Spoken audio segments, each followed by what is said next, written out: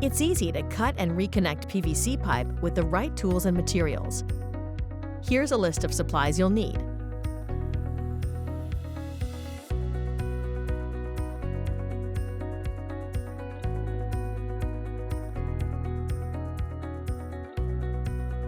First, secure the pipe to your work surface using a vise or clamp. You can even use duct tape in a pinch. Then, measure and clearly mark where your cuts will be located. Next, using a handsaw, carefully draw the saw blade back and forth, ensuring a clean cut. The cleaner the cut, the better the pipe will fit to its connection.